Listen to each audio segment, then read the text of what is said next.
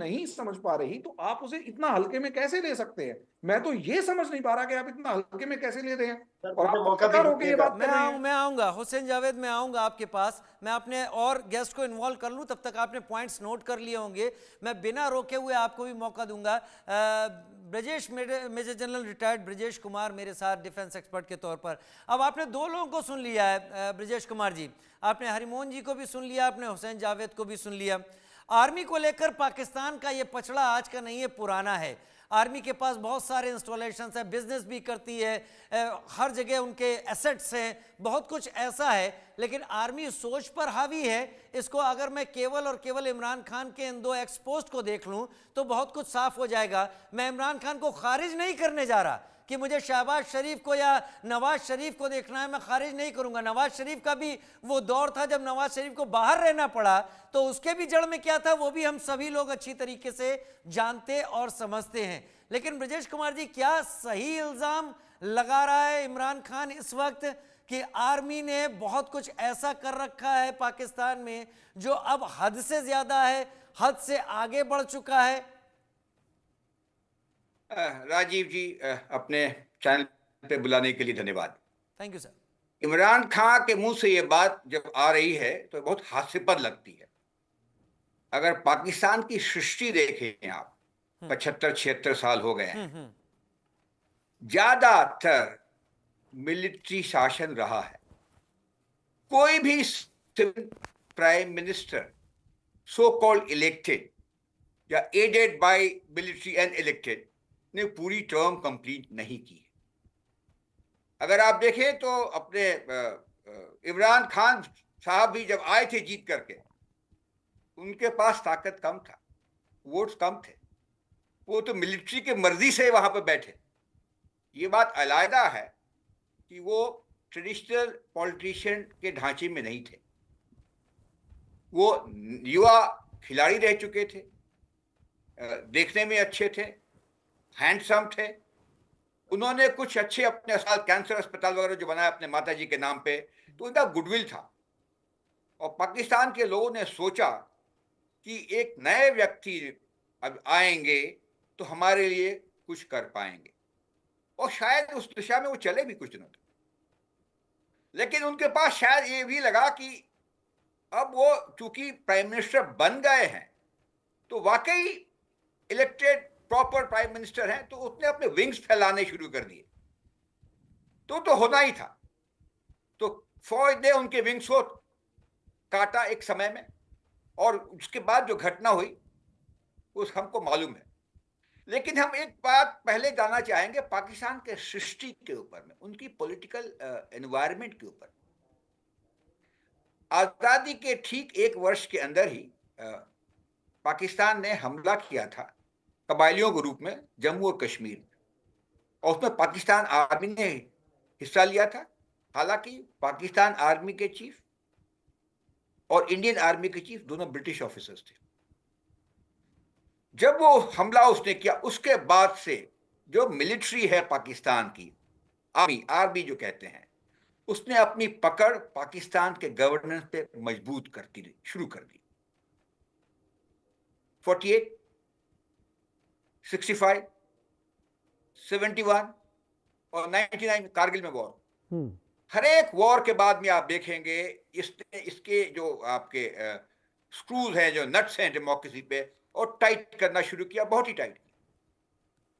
48 से लेके 58 तक पाकिस्तान की हिस्ट्री में पॉलिटिशियंस आए, तरह तरह के पॉलिटिशियन आए, 1 साल के लिए, 6 महीने के लिए।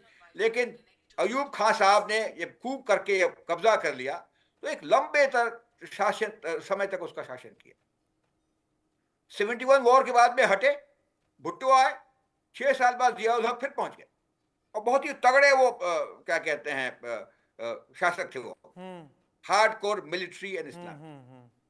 और उसके बाद में आखिर में फिर उसके बाद में सिलसिला शुरू हुआ इलेक्शंस का। पहले बेनजीर आई, उसके बाद में शहबाज आए, फिर बेनजीर आई, फिर शहबाज आए, और फिर पुराने जो उनके जो चीफ थे उन्होंने कू कर दिया 1999 में।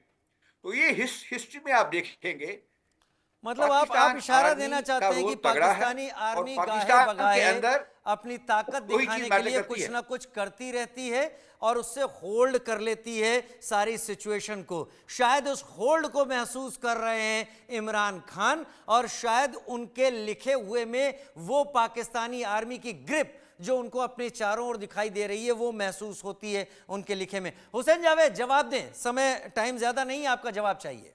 बिल्कुल। सबसे पहले तो हरीमोहन साहब जब भी आते तो आई रियली एंजॉय, उनके साथ बड़ा मजा आता है बात करने का। उसकी वजह कि हम आपस में इत्तेफाक तो करते नहीं है, लेकिन फिर भी एक अच्छी आप उनके साथ डिस्कशन रहती है। तो कुछ है जो अभी कुमार साहब ने बात की ना, हरीमोहन साहब, इसी से आप पाकिस्तान को समझ रहे हो। उन्होंने कम बेश वही बातें की जो मैं भी आपसे करना चाहता था आपके जवाब में।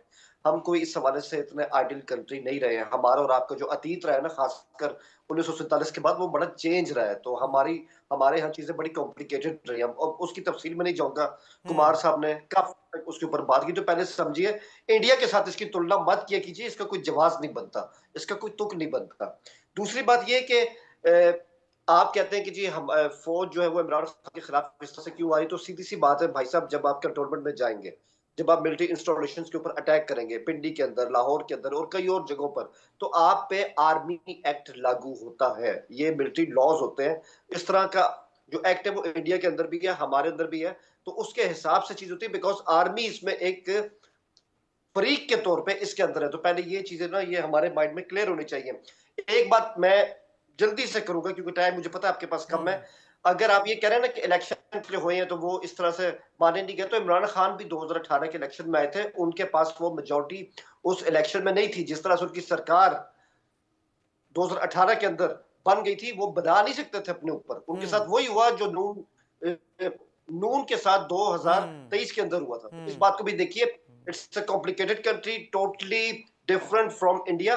तो हमें इसको इस बैकड्रॉप से, इस एनेक्स से देखने की जरूरत है। और एक बात मैं कहूंगा जाते जाते, फिलहाल इमरान खान के लिए अभी फिलहाल किसी किस्म का कोई रिलीफ हमें आता दिखाई नहीं देता। क्योंकि जब तक वो जितना वो संयम से काम नहीं लेंगे, तहम्मुल से काम नहीं लेंगे, कुछ अरसे खामोश नहीं बैठेंगे, और तब तक उनके लिए कोई ऐसी चीज नहीं, वो जितने मर्जी खत लिख लें। और मैं एक बात आपको बता दूं, अब पीटीआई के अंदर जो है वो दोबारा किसी 9 मई की हिम्मत बिल्कुल भी नहीं, बिल्कुल भी नहीं। फाइनल कमेंट हरिमोहन जी आपका, अब आपने सुन लिया। हुसैन जावेद इससे ज्यादा बेहतर तरीके से सिचुएशन को एक्सेप्ट करते हुए नहीं दिखाई दे सकते थे। हालांकि उन्होंने क्लियर कर दिया कि हमारा और आपका वो तरीका ही अलग रहा जब से आज़ादी मिली और हम आगे बढ़े। तो उन्होंने पाकिस्तान की उस लिमिटेशंस को भी सामने रखा। हरिमोहन भाई, फाइनल कमेंट आपका। सर, अगर आप जो सिचुएशन चल रही है उसे बदलना ही नहीं चाहेंगे और ये कहेंगे कि जो चल रहा है वैसे चलने दो, तो माफ कीजिएगा, आप ये कह रहे हैं कि आप अपने prime minister, ex prime minister को कह रहे हो कि अगर तुझे आर्मी अपने जेल से बाहर निकलना है, रियल लाइफ पॉलिटिक्स में आना है, तो ज्यादा प्रधानमंत्री मत बन। जैसा वो पपेट, जैसा वो कठपुतली बनाने की कोशिश कर रहे हैं, कह रहे हैं, वैसा बन जा और मुझे प्रधानमंत्री बन जा, मेरे तभी जेल पास से बाहर वक्त कम है, निकलेगा। मैं माफी चाहूंगा आप तीनों से। लेकिन हरिमोहन जी, जो आप कह रहे हैं मुझे लगता है दूसरे लैंग्वेज में हुसैन जावेद उसे एक्सेप्ट करते हुए भी दिखाई पड़ रहे हैं। वो कह रहे हैं कि हम अलग हैं, कुछ चीजों में वाकई वो लीवरेज देना होगा। और वो मुझे उनके पर कैसा प्रधानमंत्री हो सकता है जो आर्मी के जूते जूते चाटने नहीं, के बाद वो हरिमोहन प्रधानमंत्री जी, बने? फिर वो हरिमोहन जी प्रधानमंत्री बना एक ही क्यों बात रहे हो याद यार? यूं रखें, कह दो कि हरिमोहन जी आर्मी एक रूल है बात वहां याद पर, रखें, हरिमोहन जी, आर्मी स्टेट हरिमोहन डिक्लेयर जी, करवा दो ना वहां पर। हरिमोहन जी एक बात याद रखिएगा, इंडिया पाकिस्तान में कभी इनकलाब नहीं आ सकता। आपकी और हमारी मट्टी इनकलाब के लिए और इस तरह के रोमांस के लिए तैयार नहीं है। और माफ इनकलाब कीजिएगा आता होता तो 1900 के अब बाद इसको जेपी हुसैन की भाई, जो हुकूमत थी दोबारा इंदिरा ना आती। पर इंडिया और आपने पाकिस्तान को हमारे सेम हुसैन प्लेटफॉर्म भाई, पर रखने की आप यहाँ पे कोशिश नहीं ना आते इंडिया करें। पाकिस्तान। हुसैन भाई, पहले वाली इंडिया, लाइन अच्छी थी आपकी, लेकिन इमरान खान के लिए रोमांस वर्ड तो ठीक नहीं है। वो बेचारे जेल में बैठे हुए हैं, खत पे खत लिख रहे हैं, मजबूर हैं। खैर, मैं और वक्त निकालूंगा। बड़ा मजा आया आज की डिबेट में, मुझे नहीं, मेरे व्यूवर्स को। उन्होंने बहुत कुछ समझा आप तीनों के जरिए। बहुत शुक्रिया वक्त निकालने के लिए, हमारे साथ जुड़ने के लिए।